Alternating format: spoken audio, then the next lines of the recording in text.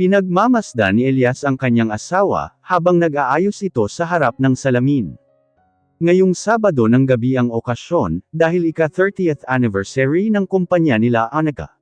Sa Diaz Cosmetics Company lang gaganapin ang celebration. Dahil backless na dress ang suot ni Annika, ay litaw ang maputi at makinis nitong likod. Kumunot ang noo ni Elias, dahil sa pusang nakita nito banda sa likod ng balikat ni Annika, medyo may kalakihan ito. Mula sa pagkakaupo sa kama, ay tumayo si Elias at naglalakad papalapit sa likuran ni Annika. Anong nangyari dito? Tanong ni Elias at sabay haplos kung nasaan ang pasa ni Annika. Hindi maiwasan mag-alala ng lalaki. Ang alin? Takang tanong ni Annika, maski siya ay hindi alam na mayroon siyang pasa sa kanyang likod. Ito, saan mo nakuha ang pasang ito? Seryosong tanong ni Elias sa asawa. Agad naman pumihit si Annika, upang tingnan ang kanyang likod sa salamin. Ayan ba, nakunontog kasi yung likod ko noong isang araw. Tumulong kasi ako sa paglilinis doon sa pabrika. Alibay ni Annika, at sabay kagat sa pang-ibabang labi niya. Alam niya naman kasi kung bakit siya nagkakaroon ng pasa, dala ito ng sakit niya. Bakit kailangan mo pang tumulong, may mga tauhan ka naman, at isa pa hindi ba sinabi ko na sayo, na huwag mo na ipa-renovate ang pabrikang iyon, dahil delikado na yon. Doon nyo na lang ilipat ang pagawaan sa dating pabrika namin. Kastigo ni Elias sa asawa. Matigas kasi ang ulo ni Annika, ilang beses na siya sinabihan ni Elias na huwag na babalik sa nasunog na pabrika. Nagalit din ang lalaki noong madaling araw na umalis siya, na hindi nagpapaalam, labis nag-alala ang lalaki sa kanya. Sorry sweetie, sige hindi ko na lang ipapaayos ang pabrika. Malumanay na wika ni Annika. Next time mag-iingat ka Annika, akin na nga ang concealer mo. Baka isipin ni Papa binubugbog kita. Sambit ni Elias, ang tinutukoy ng lalaki ay ang ama ni Annika. Inabot naman ni Annika ang hinihingi ng asawa, dahan-dahan nilagyan ni Elias ang pasa ni Annika, upang matakpan ito.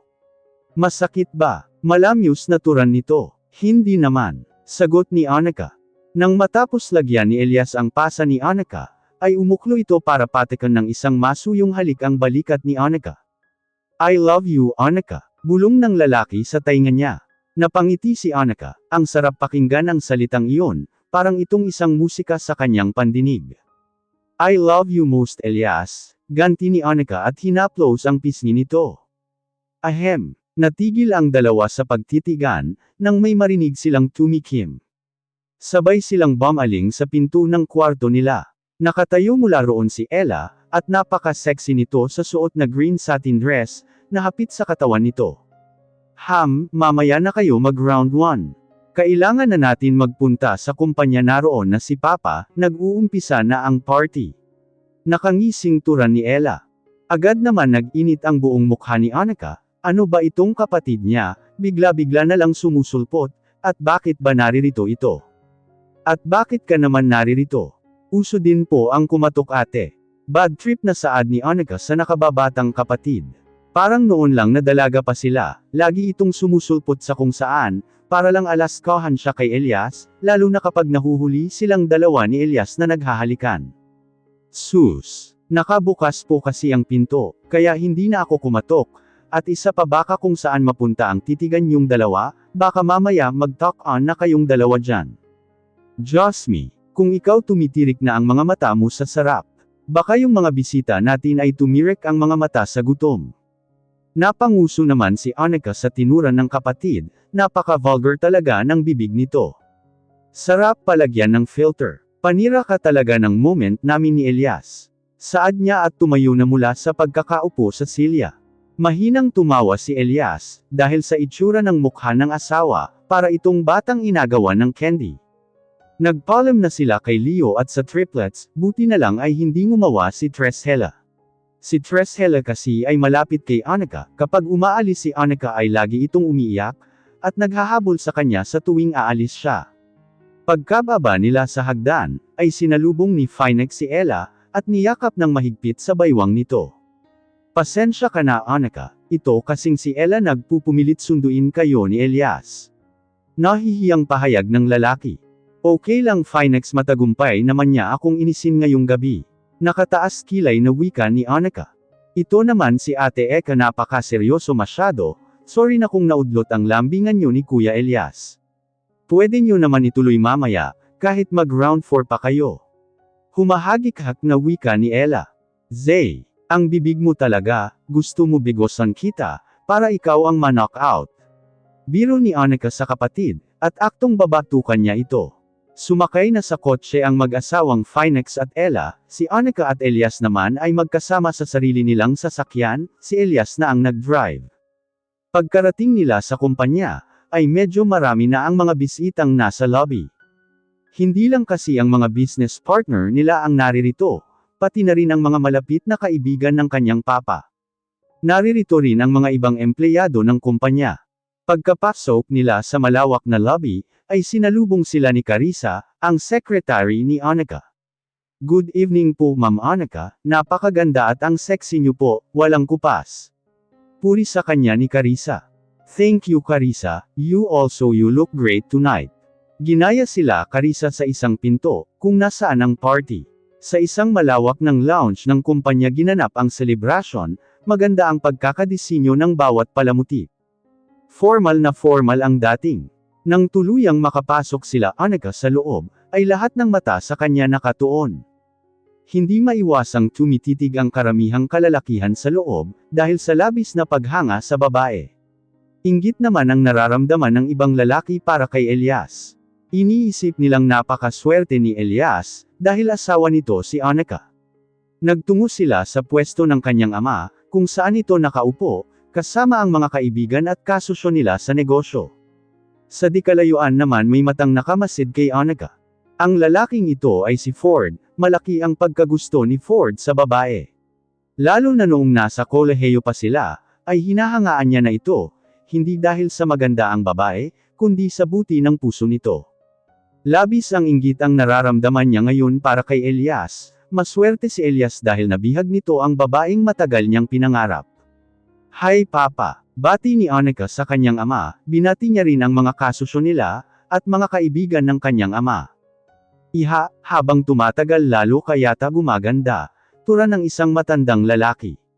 Thank you Mr. De Silva nakangiting sambit niya. Wait De Silva, tanong niya sa kanyang isipan. Sayang at hindi mo nakilala ang aking apo, magandang lalaki rin yun. Siguradong bagay na bagay kayo ng apo ko, kung nagkataong una mo siyang nakilala, at kayo nagkatuluyan. Siganda pa ng matanda. Biglang sumama ang mood ni Elias, dahil sa narinig. Respeto naman nandito ang asawa o. Mahinang asal ni Elias. Narinig naman iyon ni Anika, kaya nagpaalam na siya sa kanyang ama, at sa mga kaibigan nito. Nagtungo ang dalawa sa pwesto ni Ella at Finex, pinaghila ng silya ni Elias si Anika upang makaupo ito. Pagkaupo ni Elias sa katabing upuan ni Anika, ay nakasimangot na naman ito. Sakto naman may dumaan na waiter, at may dala itong mga alak at wine. Tinawag niya ito at humingi ng alak. Nang malagyan ng waiter ang kopitang hawak ni Elias, ay tuloy-tuloy niya itong nilagok. Ate mukhang overheat na naman ang asawa mo, ano nangyari sa kanya? Mahinang tanong ni Ella kay Anika. Mukhang na bad trip sa sinabi ni Mr. De Silva. Sagot ni Anika. Si Finex mukhang na overcharge rin ano nangyari sa kanya. Tanong din ni Anika. Nako hayaan mo siya, alam mo naman yan napakaseloso rin, kahit wala na sa lugar ang pagseselos. Saad ni Ella. Nang medyo hamupa na ang inis ni Elias, ay nakipag-usap na ito kay Anika. Ganito ang ugali ng lalaki kapag bad trip, ay hindi kinakausap ang asawa, maliban na lang kung nagseselos ito. Sweetie, wag mo naman dibdibin ang sinabi ni Mr. De Silva. Wika ni Anika, at hinawakan nito ang kamay ng lalaki. Nakakainis kasi, kasama mo na nga ako lantaran niya pang ibibinta sa'yo ang apo niya, ano bastuson lang. Inis na turan ng lalaki. Hindi ako magtataka kung ang tinutukoy niyang apo ay si Ford De Silva. Litanya niya pa. Ford sweetie. Pagtatama ni Anika. Whatever. Napalingon si Elias sa bandang dulo ng lounge. Kung saan nakatayo ang isang lalaking mataman nakatitig kay Anika. Mariin na pakuyom ng kamao si Elias, nang mapagsino ang lalaking naroon. Bakit kung nasaan kami ay naroon din siya? Mahinang sambit niya. Parang bigla akong nagutom honey, kuha mo naman ako ng pagkain. Paglalambing ni Ella sa kanyang asawa, na hanggang ngayon nakasimangot pa rin. Ito naman napaka-seloso mo talaga, wala ka naman dapat ipagselos riyan, hindi pa ba sapat na mahal kita. Hindi maiiwasan na may humanga sa akin, artista ako at isa pa maganda kasi ako. Hindi nga ako nagrereklamo na maraming nakatitig sa'yo na mga babae, na kulang na lang habaran ka dahil sa mga titig nila. Maktol ni Ella, kapag hindi mo ako kinuhanan ng pagkain, 1 year walang lambingan. Agad napalingon si Finex sa asawa, na ngayon ay gusot na ang mukha. Napangisi na lang si Finex, dahil sa tinuran ng asawa. Aba hindi naman yata pwede yon, 1 year walang ano, baka mapaanas niyan ang ano ko. Sabi ko nga ikukuha na kita ng pagkain. Wika ni Finex at tumayo. Ikaw sweetie gusto mo ba kumain? Tanong ni Elias kay Annika. Yes, please sweetie. Nakangiting wika ni Annika. Sure wait for me here sweetie. At tumayo na rin siya sa kanyang pagkakaupo. Sabay lang si Elias at Finex nagtungo kung nasaan nakapwesto ang catering, upang kumuha ng pagkain. Hi Annika, sabay napalingon si Annika at Ella, sa lalaking tumawag sa pangalan ni Annika. Ford nandito ka pala, asal ni Annika. Yeah, sinamahan ko lang si Lolo Alfred. Sabay turo ni Ford sa pwesto, kung nasaan ang pwesto ng kanyang lolo, kausap si Mr. David Diaz ang ama ni Annika. Lolo mo pala siya, mahinang sabat ni Annika. Oh, by the way this is my sister. Pakilala ni Annika kay Ella. Hi, tipid na bati ni Ella sa lalaki. Ate sino siya? Parang pamilyar siya sa akin. Bulong sa kanya ni Ella. Siya si Ford my college friend, remember siya yung nerd na classmate ko noon. Sagot naman ni Annika. Can I dance with you Annika? Nahihiyang tura ni Ford, nagdadalawang isip si Annika, kung pauunlakan ba niya ang imbitasyon ni Ford na may sayaw siya, baka makita sila ni Elias. Hindi niya pa natuloy ang kanyang sasabihin, nang may biglang magsalita. Gusto mo pala sumayaw bakit hindi ako ang yayain mo? Baritonong boses ng lalaki. Agad naman bumaling si Annika kay Elias, madilim ang aura ng mukha nito. Nako gera ito, mahinang asal ni Ella, anong sayaw ba ang gusto mo pare? Muling saad ni Elias at nilapag sa table ang dala niyang plato, na may lamang pagkain. Ano ba kailangan mo sa asawa ko, at dikit ka ng dikit sa kanya? Seriusong wika ni Elias at nakipagtagisan ng titig kay Ford. To be honest with you pare, I like your wife.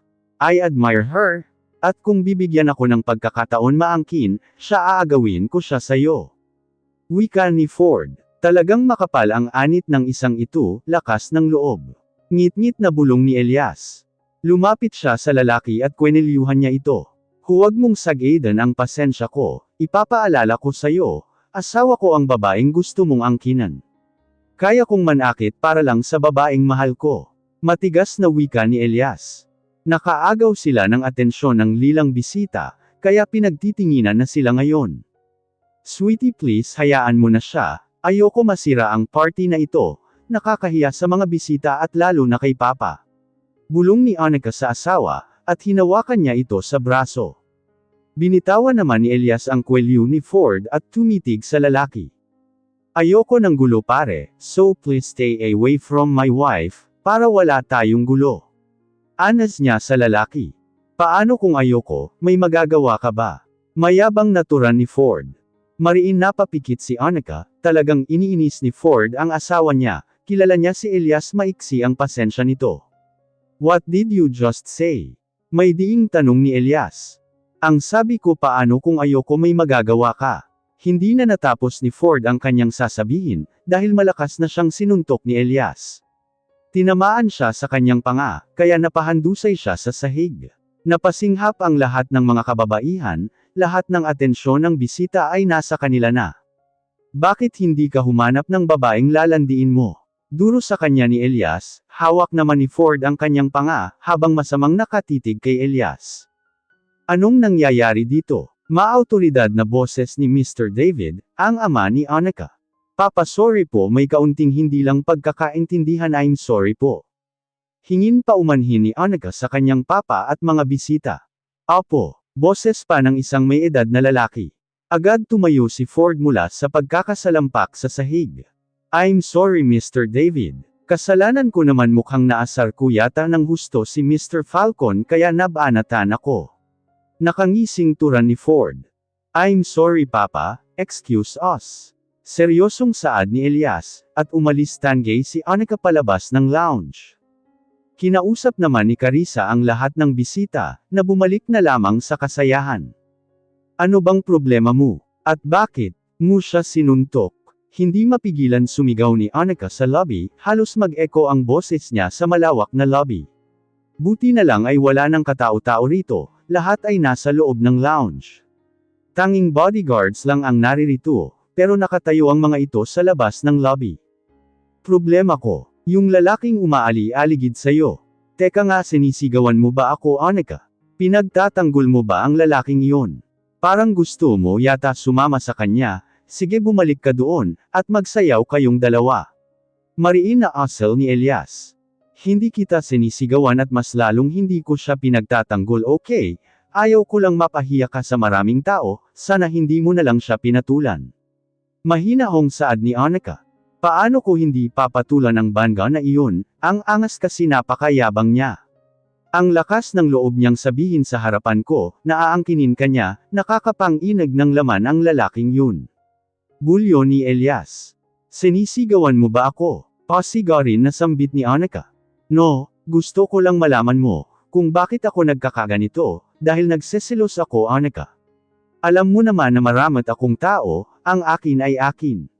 You're my wife. You are mine, only mine. Do you understand ha? Ayoko lang na may ibang lalaking umaari sa'yo, kahit ang Ford na yon, akin ka lang. Sukat sa sinabi ng lalaki, ay parang gustong tumalon sa kilig si Annika. Ano ba kinikilig ako? Mahinang yuzal ni Annika at sabay yumuko. I'm sorry kung pinatulan ko siya, huwag ka nang magalit. Hindi ko lang napigilan ang bugzo ng aking damdamin. May anak at asawa ka na, pero marami pa rin sa'yo ang pumoporma. Kapag ako hindi nakapagpigil, bubuntisin talaga kita taon-taon, para wala na sayong lalapit. Aba, matindi Karen ano? Anong akala mo sa akin? Natatawang saad ni Annika, at niyakap ang asawa. Please wag ka na ulit makikipag-away, at isa pa hindi naman kita ipagpapalit sa iba. Mahal na mahal kita Elias.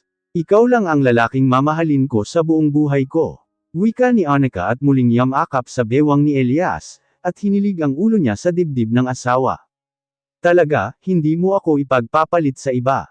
Malamyos na sabi ni Elias, at kinulong sa kanyang dalawang palad ang mukha ni Annika. Tumango naman si Annika at ngumiti. Mahal na mahal din kita Annika.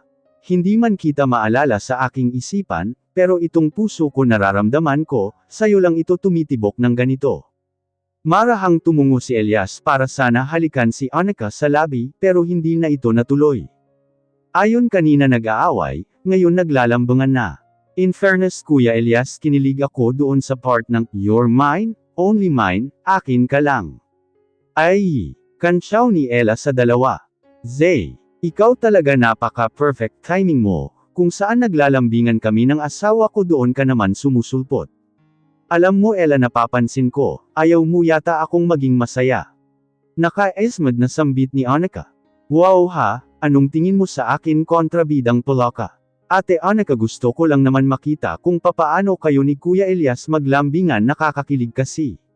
Feeling ko nanunood ako ng Korean drama. Kinikilig na saad ni Ella. Mapapa sa akin Karen Annika, gagawin ko ang lahat makuha lang kita mula kay Elias. Kahit makaapak pa ako ng ibang tao, wala akong pakialam, ang gusto ko mapasakin ka. Bigkas ni Ford habang nakatanaw sa madilim na sulok ng lobby. Bumalik muli ang tatlo sa loob ng lobby, habang si Ella ay hindi tinitigilan ang kanyang ate sa pang-aalaska nito. Ngayong araw kukunin ni Annika ang resulta ng mga tests, na ginawa ng doktor sa kanya noong nakaraang araw. Nasa klinik siya ngayon ng doktor, nakaupo sa silya, nakaharap ng table desk ng doktor. Bakit ganito ang lumabas na resulta? May pagtataka sa boses ng doktor. Bakit po Doc, may problema po ba?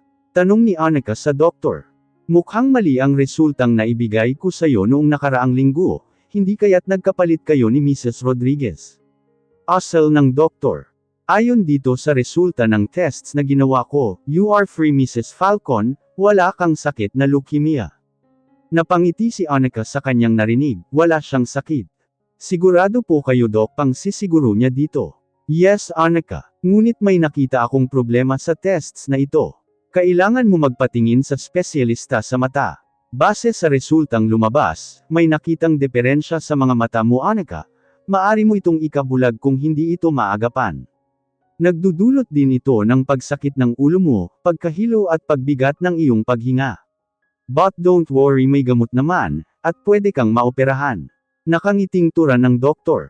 Salamat Dok. Naiiyak na sambit ni Annika. Mas nanaisin niya pang mabulag na lamang kesa sa mamatay. Mas tanggap niya na iyon ang importante, ay makakasama niya ng matagal ang kanyang mga anak. Habang naglalakad sa hallway ng hospital si Annika patungo sa elevator, hindi niya mapigilan mag-isip. Si Stephanie ba ang tinitukoy ng doktor, na nakapalitan niya ng resulta? Kung ganoon ay labis siya dito naawa, paano kung may anak ang babae, at mamatay siya ng maaga? Siguradong kawawa ang mga anak nito. Lulan siya ng sasakyan pabalik sa opisina niya, si Edward naman ay panay silap sa rearview mirror. Ma'am Annika, okay ka lang ba? Para kasing ang layo ng iniisip mo. Oo Edward, masaya lang ako, dahil wala akong malubhang sakit, may sakit man ako pero may paraan naman para magamot ito. Inaalala ko lang kasi ang isang kaibigan, naawa ako sa kanya. Wika ni Annika. Habang ang mga mata nito ay nakatuon sa labas ng bintana ng sasakyan. May sakit ka Ma'am Annika? Muling tanong ni Edward. Oo pero hindi malubha, maari bang sa atin muna ito Edward? At wag mo muna sasabihin kay Elias, ayaw ko lang siyang mag-alala. Sige Ma'am Annika, nakangiting sagot ni Edward. Pagkarating nila sa kumpanya, ay sinalubong kaagad siya ni Carissa. Ma'am Annika, naririto na naman si Miss Ramirez, nasa opisina niyo po siya naghihintay. Bigkas ni Carissa. Pagkapasok ni Annika sa opisina niya, ay mukha ni Gray at ni Jana ang bumungad sa kanya. Halata sa mukha ni Gray ang pagkayamo. Annika, sino ba ang babaeng ito? Tanong ni Gray at sabay turo sa babaeng kaharap. Paulit-ulit ako nga ang nabuntis ni Elias. Sabat ni Jana. Totoo ba ang sinasabi ng babaeng ito? Muling tanong ni Gray kay Annika. Yeah, pero hindi pa sure kung sa asawa ko nga ang batang dinadala niya. May diin ang salitang sinabi ni Annika. Ano na naman ba ang ginagawa mo dito, hindi ba't nag-usap na tayo Miss Ramirez? Tura ni Annika at nilapag sa desk niya ang bag at ang brown envelope na dala niya. Wala na akong pera Mrs. Falcon, pinaalis din ako sa dati kong tintirahan. Hindi mo naman siguro maaatim na matulog ako sa lansangan, habang buntis ako. Saad ng babae. So anong gusto mong palabesan, na doon ka titira sa bahay ko, hindi ba sinabi ko na sayo na maghanap ka ng apartment, na maaari mong tirahan, at ako ang magbabayad? Kailangan ko ba ulit-ulitin sa'yo Miss Ramirez? Halata ang pagkainis sa boses ni Annika. Napatitig si Jana sa brown envelope na nakapatong sa desk ni Annika. Agad niya itong kinuha at binuksan, aagawin pa sana ito ni Annika, pero mabilis na iwas ni Jana ang envelope. OMG! May sakit ka Mrs. Falcon. Alam ba ito ng asawa mo? Kumunot ang noo ni Gray, at agad na hinablot ang papel na hawak ni Jana. Binasa ni Gray ang lahat ng nakasulat roon.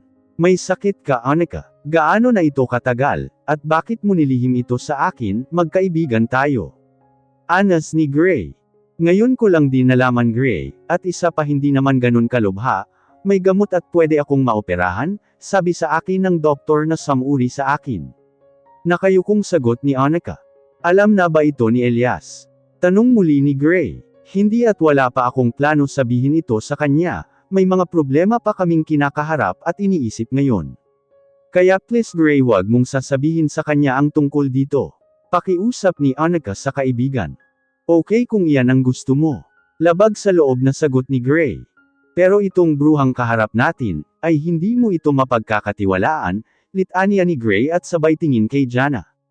Well, hindi ko naman sasabihin kay Elias ang tungkol sa sakit mo. Pero sa isang kondisyon, papayag kang tumira ako sa mansyon nyo.